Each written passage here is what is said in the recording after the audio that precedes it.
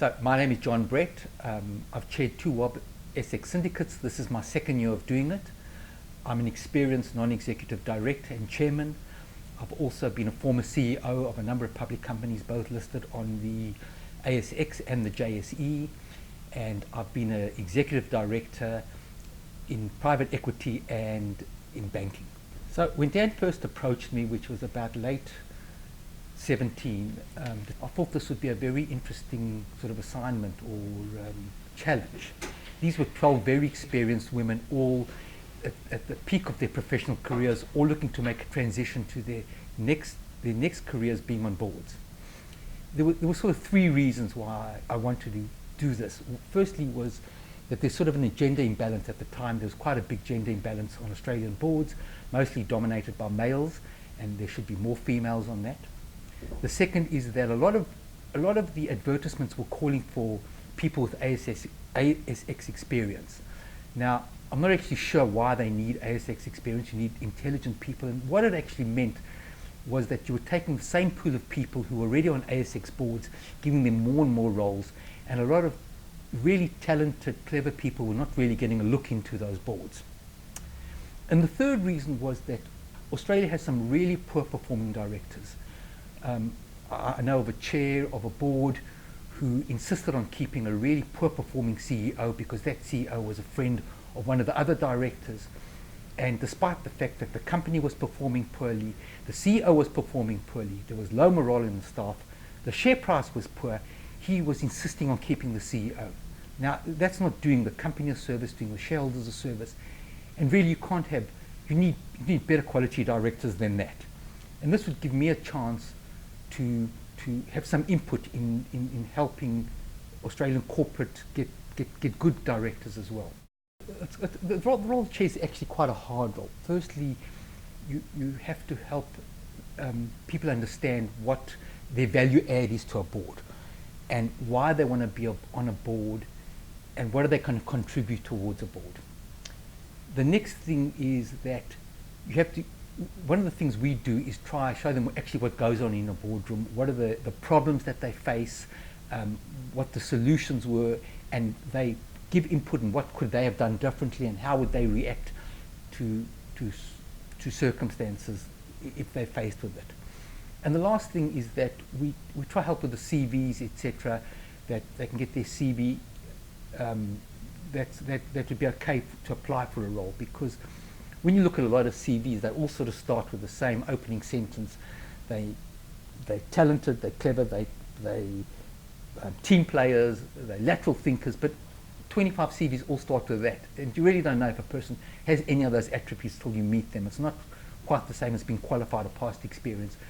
You're giving yourself attributes, and does that really count, or you're just having a CV that's the same as everybody else's?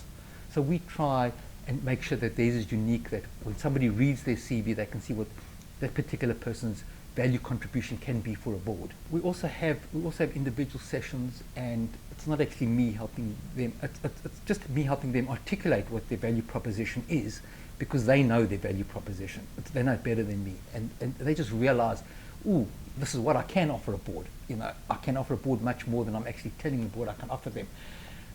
Telling a board I'm a team player doesn't offer the board anything. Everyone thinks they're a team player, but telling them I have a particular skill in IT or safety or something else that other board members may not have suddenly puts me in a different class to maybe other people who are applying for the same job. Because when they find what their value add, for example, if their value add is sort of safety, and they know that the safety industry and they're really experienced in safety, they can look at who needs it, and they're the theme parks, the airlines, everybody who deals with people that there can be safety issues with. Those are the boards that can actually target, boards that can actually really use their skills. We do a whole lot of case studies in the group, so we prepare a case study, everybody gets to read the case study, and then we go through what actually transpired on the board. Now, sometimes the outcomes aren't the right outcomes, and everybody has their say in what they would have done differently, and was the outcome the right one? Could they have done it better? Was there anything they could have added to that board?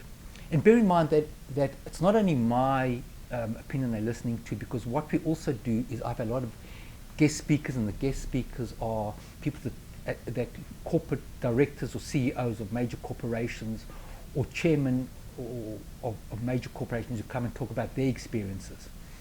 And that gives the participant also the ability to ask that person a question. It's like a fireside chat that you could never ask the person in any situation. If they were interviewing you for a job, you couldn't ask them anything. We've also had like recruiters come and talk. And if you've got a recruiter coming and talking what they're looking for, and you go see a recruiter, you can't say to the recruiter, what do you do with my CV? Do you bin it after I leave? Are you ever going to call me? How often can I call you? Can I call you once a week? Whereas when we have a recruiter as a presenter, as a talker, you can ask the recruiter those questions.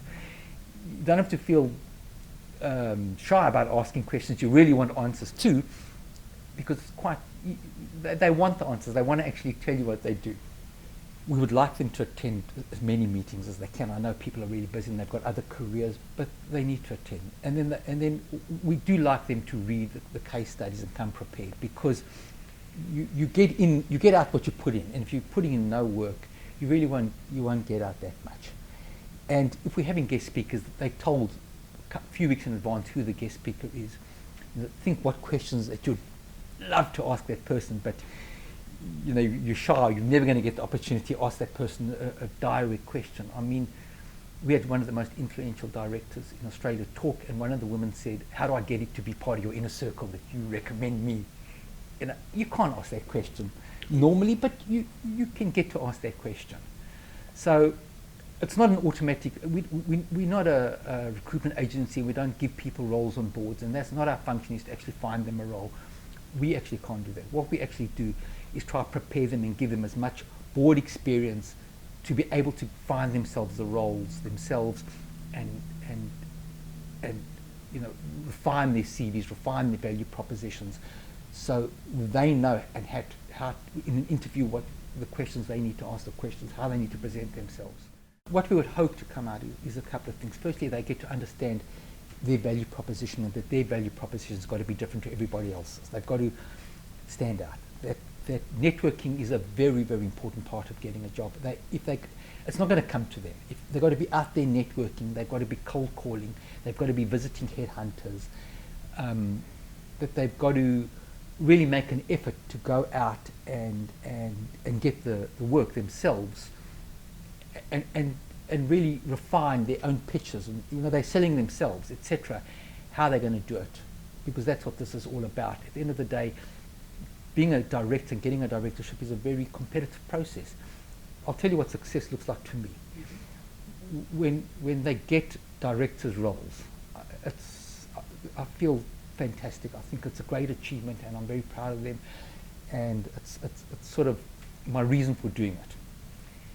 But the other types of successes as well. Some of them choose they don't actually really want to be a director. They want to remain as an executive, and there's nothing wrong with that. And success to me is when they've suddenly worked out what their value proposition is, and they came in thinking that this is one thing, and yet they just like everybody else because they read some CV that they liked and they copying that, whereas that's not who they are. So when they suddenly understand why they're unique, why they should get a role, that to me is also success. And when they start meeting people and networking and going out there, and in fact, success is the fact that they've all become a fantastic group, and they all become friends with each other, and they all network. And when one of the women get a role that's not for her, and she then says, look, I've been given this role, not for me, but I think you'd be more suited. Do you want to apply for this? To me, that's also success. There's been a lot of highlights. To pick one is difficult, but the fact is that I've met some of the most clever, competent women who all deserve to be on boards. Clearly they deserve that role a lot more than a lot of current directors. When some of them actually get roles and they get their first board appointment and second board appointment, it's a fantastic experience. And to me, success is the fact that they all become friends afterwards. They're all having lunch afterwards. And then when I bring in these guest speakers and they get to meet people that they normally wouldn't have exposure to, and afterwards they enjoy it, and they've had a good time. And what I said in the beginning with Dan is that even if nobody gets on a board, as long as when they come afterwards they think they really enjoyed it, they felt good about it, they learned something, then I feel good about the whole thing. I can't guarantee people are going to get board roles, but if they enjoyed the whole thing, that's good.